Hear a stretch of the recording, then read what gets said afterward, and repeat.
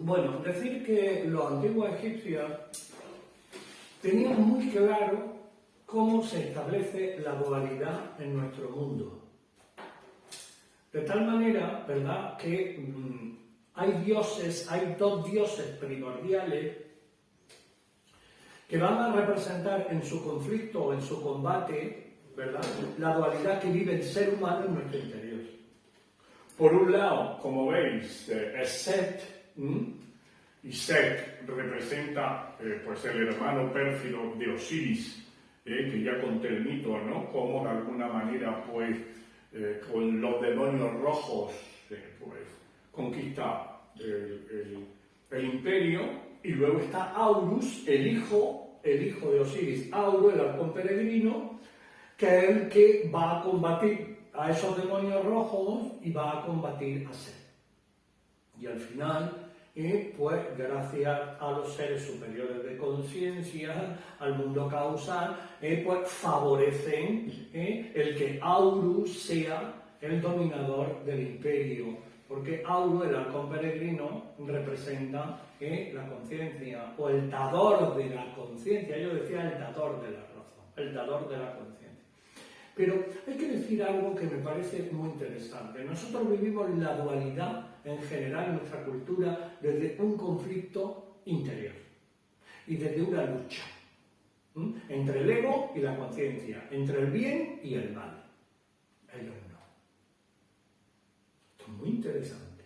Ellos no vivían la dualidad. Ellos no vivían la dualidad desde un conflicto interior. Ellos comprendían el sentido de ser como un entrenador psicológico y emocional, lo mismo que decían los tibetanos, lo mismo, como un entrenador psicológico y emocional útil, porque es uno de los hijos, de los 5 hijos del desorden, útil para que de alguna manera en el reino se establezca esta posibilidad de que el ser humano case la tierra con el cielo, acordaros, ¿no? O sea, de que el ser humano se eleve espiritualmente. Fijaros qué representación más interesante. Como el iniciado, que lo veis ahí en medio, ¿verdad?, está coronado, por un lado, por Set, y por otro, por Aurus. Y él alcanza la gloria de Ra, que se representa arriba el sol, él alcanza la gloria de Ra cuando concilia el bien y el mal, cuando concilia la dualidad, ¿verdad?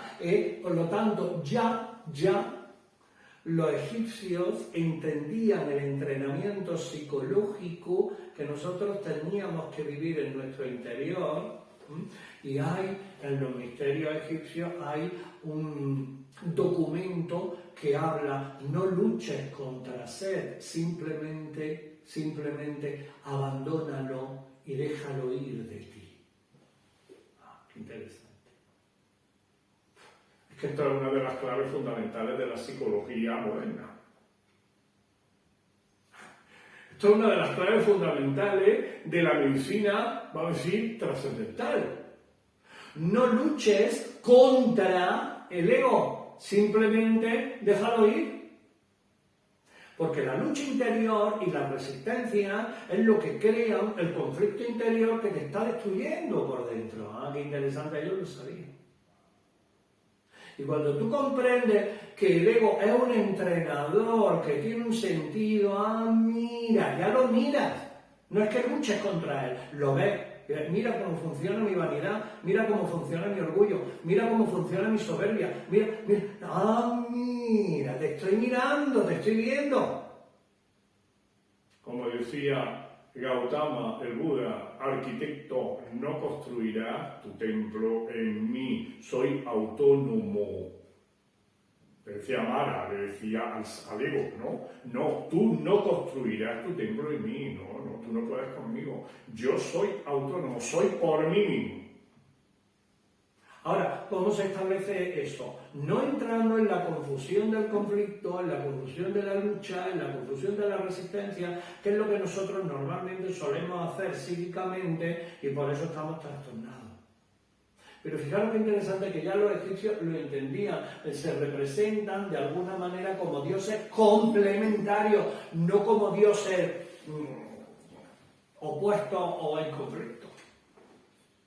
Claro, el mito habla de derrotar el uno, claro, el mito es el mito, pero ellos entendían que son dioses complementarios que están dentro de nosotros con un firme propósito: cazar el bien y el mal.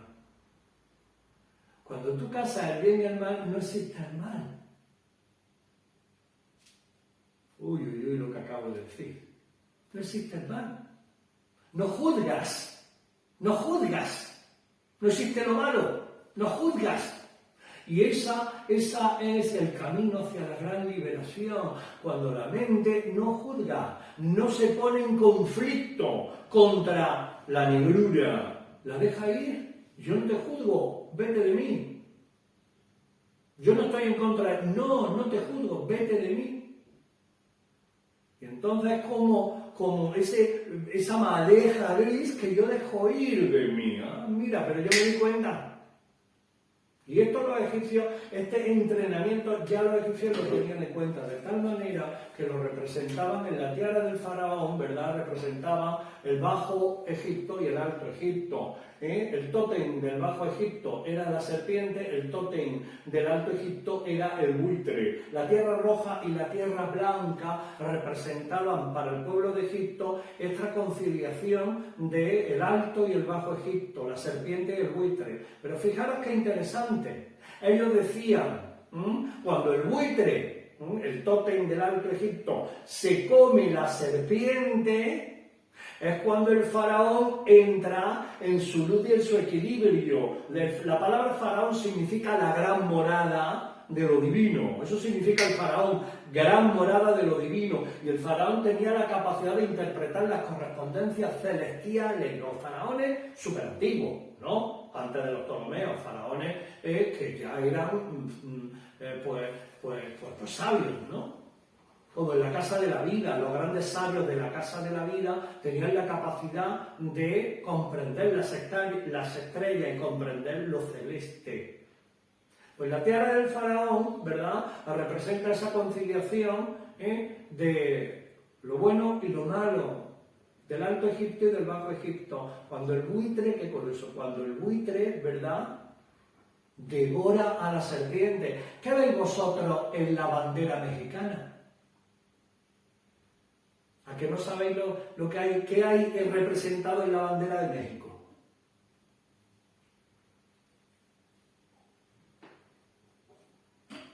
Pues en la bandera de México hay un nopal, aquí se llama higo churbo. Hay un nopal donde está una serpiente y está el águila devorando la serpiente.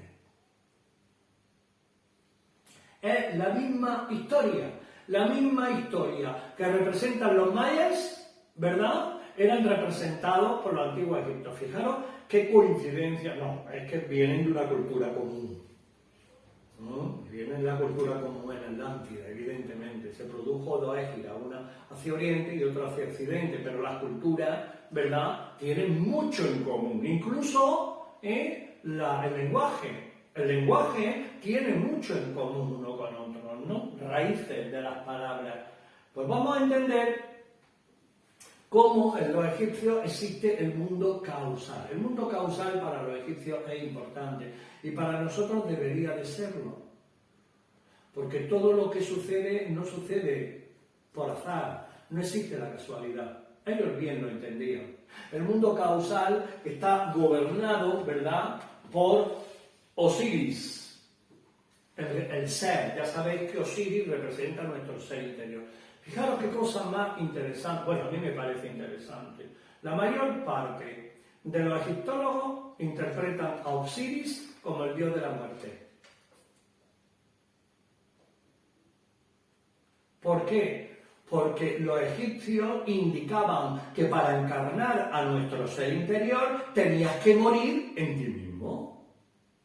Y es el dios que proporcionaba, Osiris, es el dios que proporcionaba la muerte, pero la muerte psicológica, la muerte del dios. Por eso un ritual egipcio dice: muere demonio con cara de cocodrilo, yo te reconozco, tú eres Set, mi sombra, no te quiero en mí, dice el coro, no te quiero en mí, fuera Set, fuera mi sombra, ¿no? O sea, los rituales egipcios hablan de esto, de lo que estamos hablando, ¿no? No. Osiris es el ser interior que evidentemente para conquistar a nuestro ser interior tiene que morir la sombra.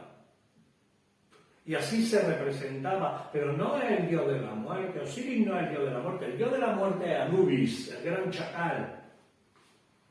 Y se representa como el dios no de la muerte, del tribunal del mundo causal, aquel que de alguna manera ha de establecer en la balanza del mundo causal las compensaciones que el alma del difunto, ¿verdad?, lleva. Por eso nosotros vemos, por ejemplo, en este cuadro es muy interesante. En este cuadro, que voy a explicar, vemos el tribunal de la ley divina. El tribunal de la ley divina, ellos lo representaban con los 42 arcontes de la ley. Eran 42 maestros de luz del mundo causal, ¿verdad? Aquí vemos a Anubis, el gran chacal. ¿Por qué era un chacal? Porque el chacal lo devora todo. El chacal se lo come todo en el desierto. La ley a todos nos llega. La ley divina todo lo controla. Incluso a los grandes maestros también controla la ley. La ley lo organiza todo. Aquí está él, Anubis, con la balanza, ¿verdad? Aquí está el dios Ibis de Tot, el escriba de los dioses, que está en el libro del Debe y del Haber, escribiendo de alguna manera por lo que nosotros nos llevamos de esta vida. Por eso en la retrospección lenta, cuando aparece la muerte, en la retrospección lenta, nosotros tomamos conciencia de los valores que nos llevamos de esta vida. Ellos lo entendían. Y el dios Ibis de Tot es el que recoge de alguna manera en el libro del Debe y del Haber esos valores que nosotros nos llevamos. Aquí vemos a Aurus, el halcón peregrino, llevando de la mano a la mónada, o sea, a nuestra alma humana. El dios, la conciencia de Aurus, lleva de la mano a la mónada, ¿verdad? La lleva de la mano al tribunal de la ley, ¿verdad?, para que sea juzgada. Entonces Anubis coge el corazón de la mónada, lo deposita en un platillo de la balanza. Y la diosa Maat, que la veis aquí, la diosa de la justicia, la diosa Maat, se quita de su tocado una pluma y la deposita la pluma en el otro platillo de la balanza. Si el corazón del alma del difunto pesa más que la pluma de la diosa Maat, quiere decir que ese alma es justificada. ¿Y qué quiere decir que un alma es justificada? Pues que se lleva de esta vida valores, que ha aprovechado la vida.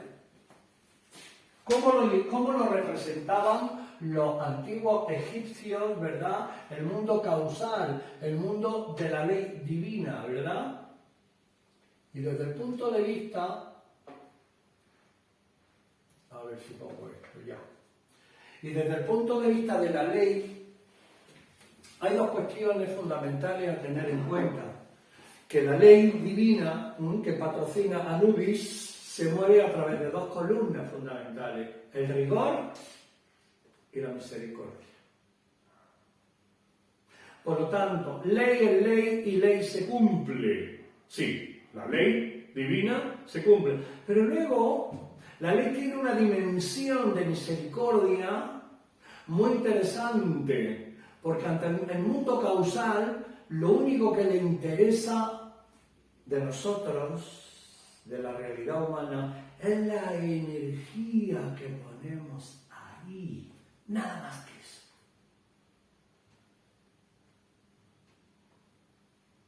Al mundo causal no le interesan los fenómenos.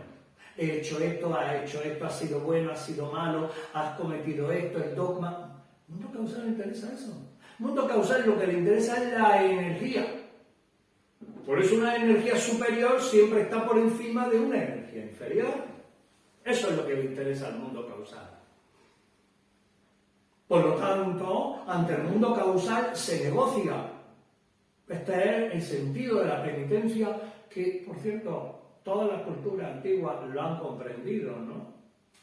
Desde el punto de vista nórdico, la runa Not tiene que ver con la posibilidad de negociar ante la ley divina. ¿Cómo negocia ante la ley divina? Cuando pone ante la ley divina una energía superior a aquello que condiciona. Y si es ley, y por misericordia se te puede otorgar, se te otorga. Estoy harto de comprobarlo, ¿no? Yo pondría casos personales que no voy a poner aquí en esta conferencia, pero personales y no personales. Yo estoy harto de comprobar cómo cuando tú pones una energía superior ante la ley divina, eso pesa. Eso pesa. Claro, cuando tú tienes esta conciencia de la realidad causal, tú sabes cómo compensar la balanza. ¿Por qué? Porque Anubis está en nosotros.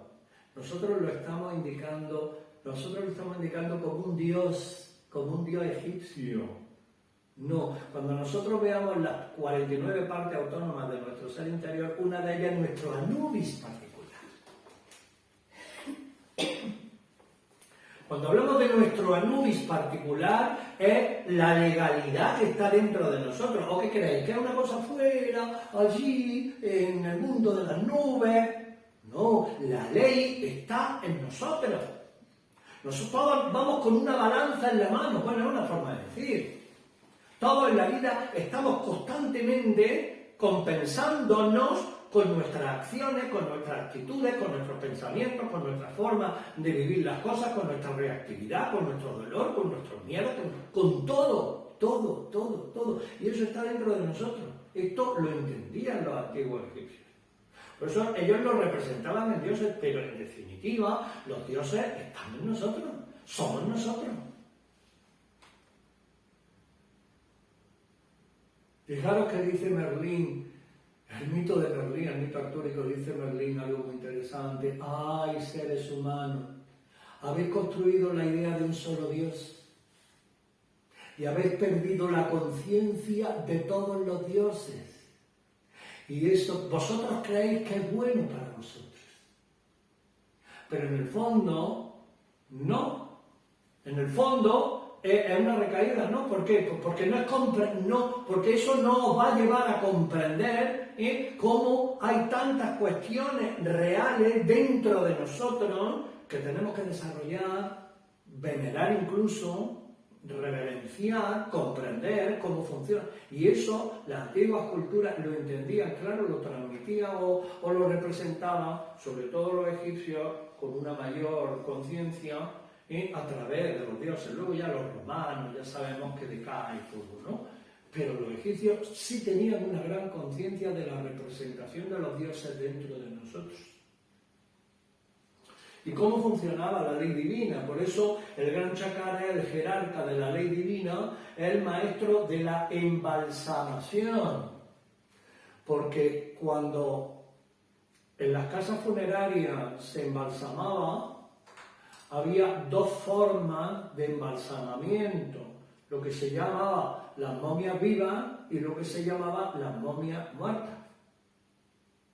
La mayor parte de la gente, cuando moría y era embalsamada, eran momias muertas. Pero ciertas personas, como ciertos faraones o como ciertos hierofantes o ciertas personas de alto nivel espiritual, podían ser embalsamadas como momias vivas. La momificación duraba meses.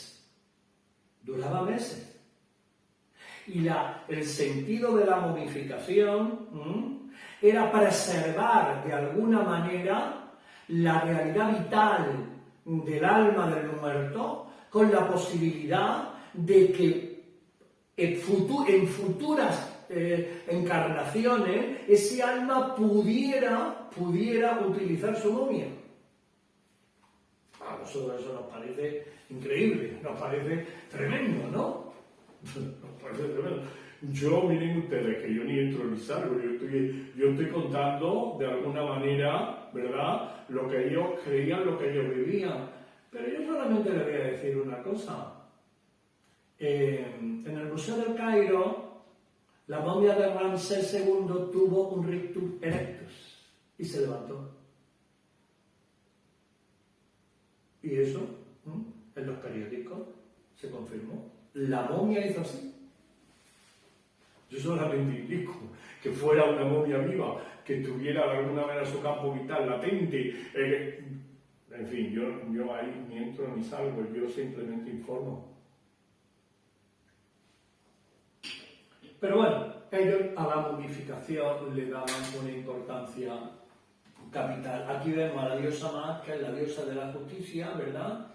Y por otro lado vemos a la diosa Nephthys, que es la madre de Anubis. La diosa Nephthys es la madre de Anubis y ella es la que va a establecer como una de las 5 hijas del desorden, acordaron, hermana de Isis, hermana de Osiris, como una de las 5 hijas del desorden, la diosa Nephthys va a establecer lo que se llama la condición nefasta de la destrucción.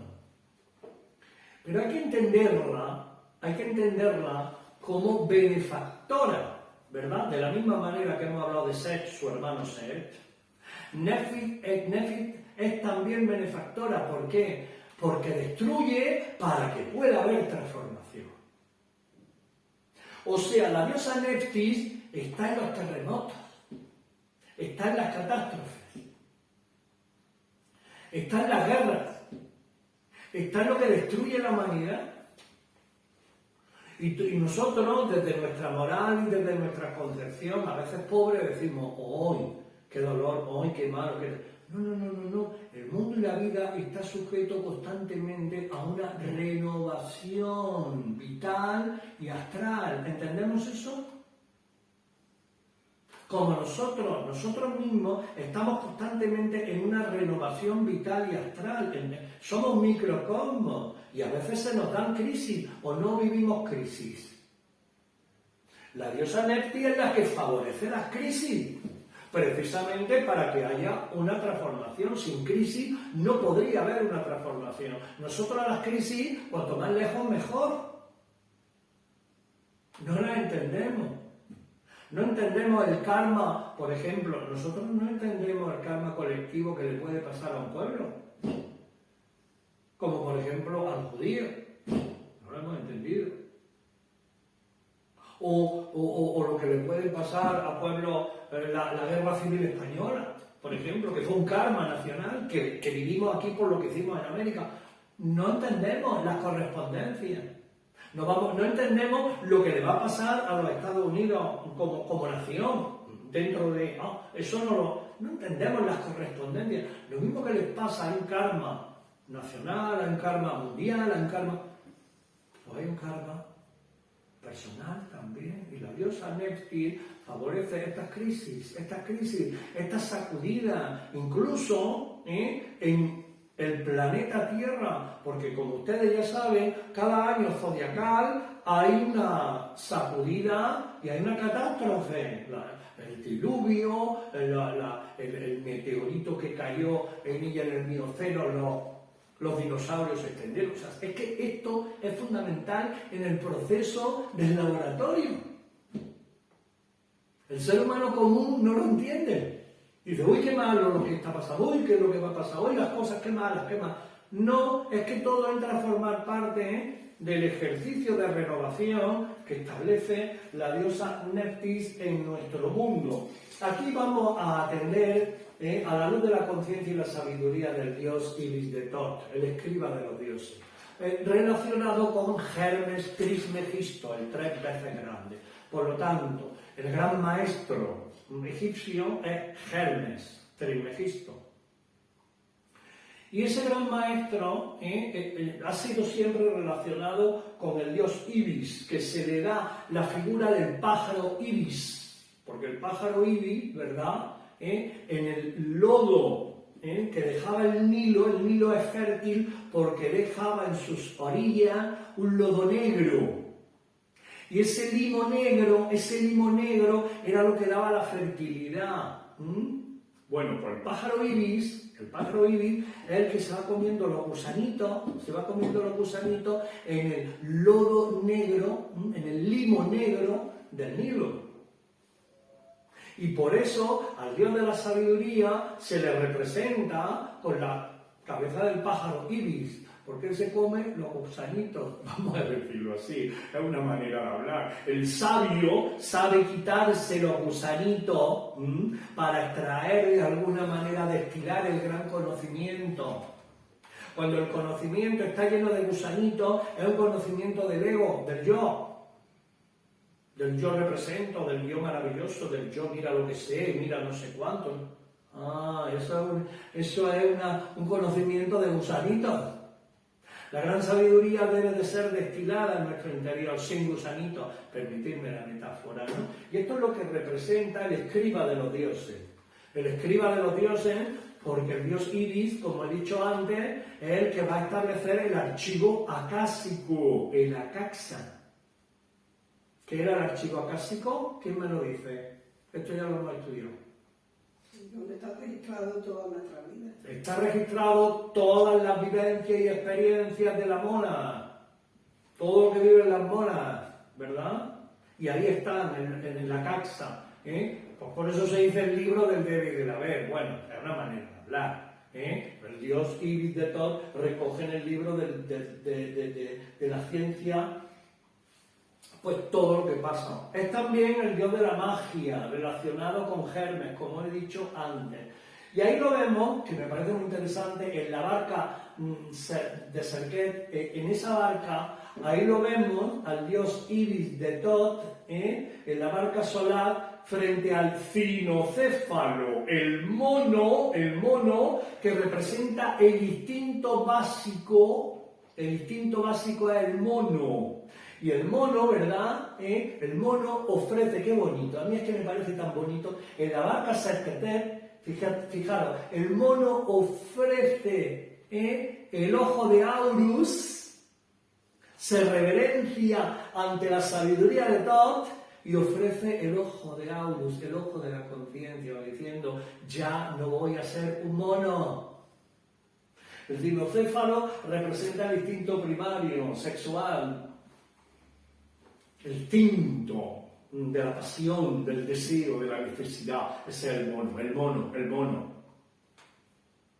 Esto lo vemos muy bien en la película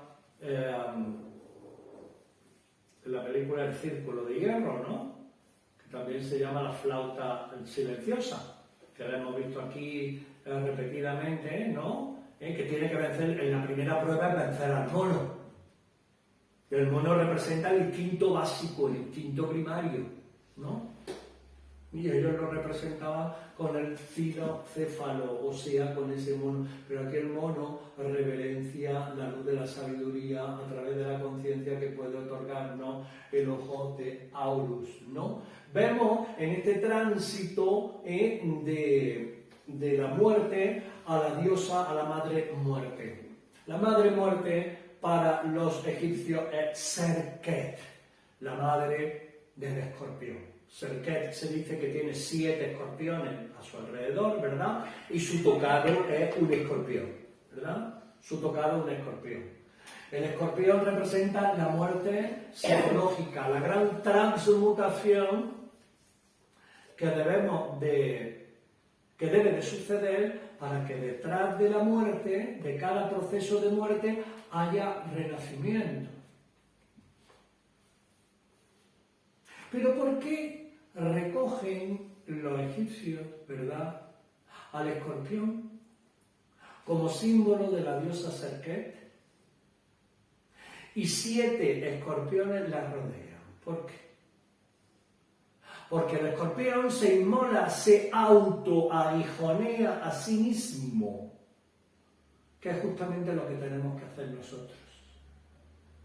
Morir en nosotros mismos, de nuestro ego, de nuestras sombras, de nuestras miserias humanas, ¿verdad? Autoinmolarnos.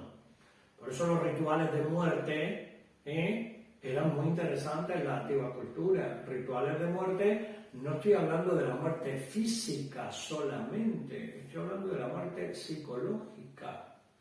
Nosotros en terapia de grupo hemos hecho rituales de muerte y hemos muerto para renacer. No sé si acordáis, hemos muerto para renacer, nos hemos enfrentado a la muerte, hemos hecho rituales de muerte. enfrentarnos a la muerte, ponernos de cara a la muerte, ese helor, ese hielo, ese frío de la madre muerte, que los griegos la llamaban Hécate, la madre muerte. Y la madre muerte se representa como un sudario negro, con velo negro. Y el moribundo ve a la muerte, la ve. Y la muerte viene a ti, viene a ti.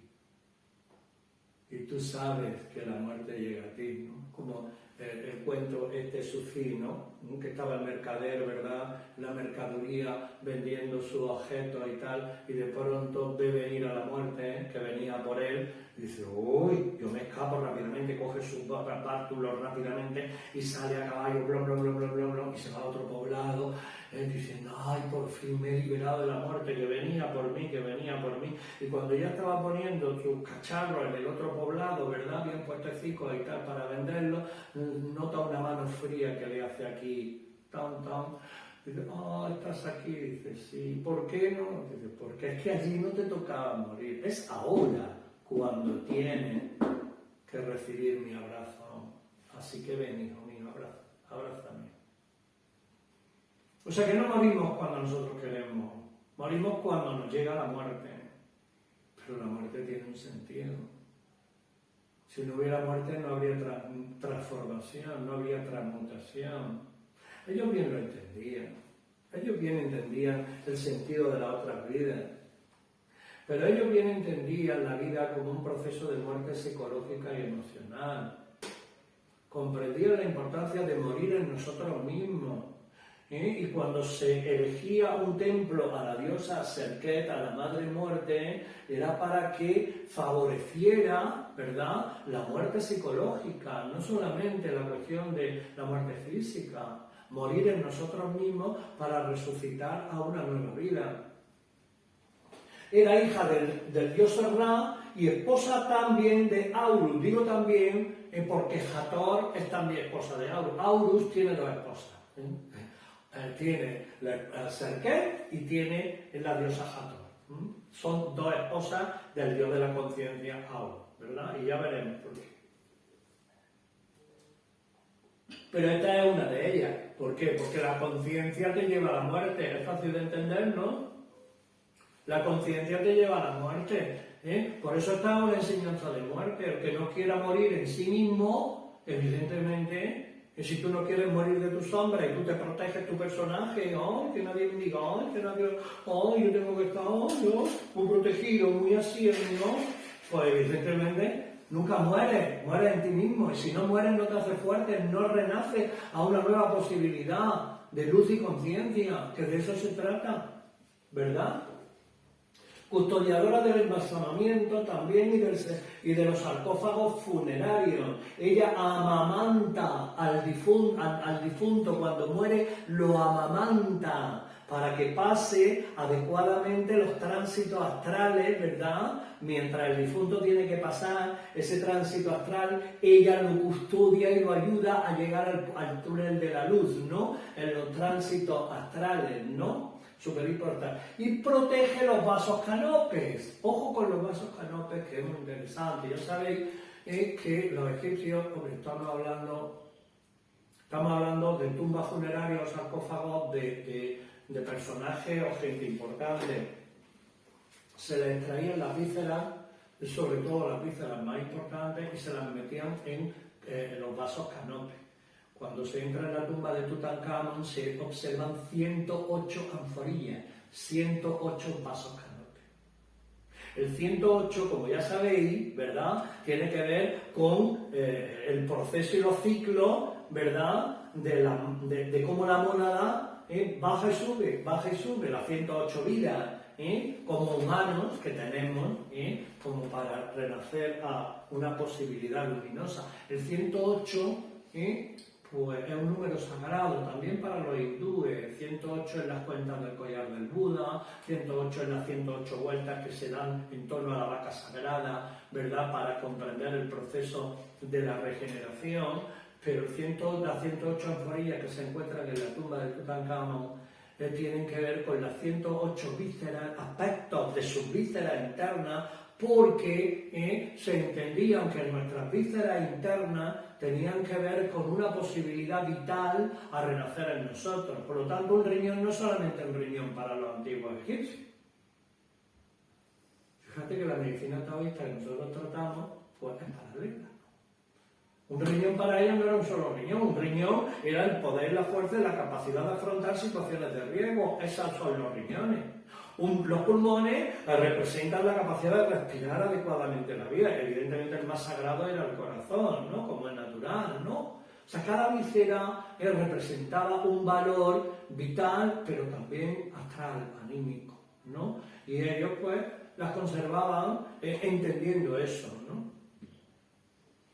Bueno, y así pues el difunto tenía que recorrer el Dalú, los campos elíseos, ¿verdad? Esto ya hablaremos, ¿no? Recorrer los campos elíseos significaba en la barca solar traspasar las 9 puertas del Duat. Pero esto lo vamos a estudiar tranquilamente. Lo que son las 9 puertas del Duat, que son los 9 círculos dantescos, ¿verdad?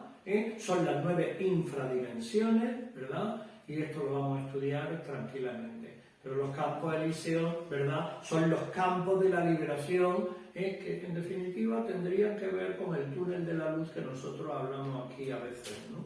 Pero ellos lo llamaban los campos elíseos, ¿no? Como esos campos que te llevan a la liberación espiritual del alma del difunto.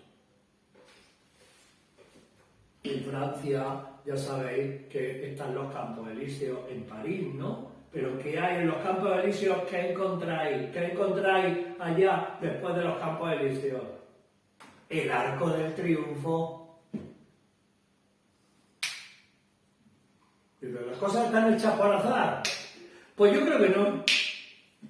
Yo creo que la organización en su momento, ¿no? Y utilizar que en los campos elíseos estuviera el Arco del Triunfo allá al fondo, tenía un sentido, tiene un sentido. De todas maneras, pues estamos hablando de una realidad egipcia. En vano Napoleón, como sabéis, expolió tremendamente el antiguo Egipto. Napoleón tenía una obsesión tremenda con la cultura egipcia, ¿no? Y Napoleón se dedicó a llevarse grandes trofeos, grandes tumbas, expolió todas las... y todo se lo llevó a Francia, todo se lo llevó a Francia, todo se lo llevó a Francia. Bueno, cuestiones que han sucedido pues de siempre. Aquí lo dejamos hoy. ¿Tenéis alguna pregunta que hacer respecto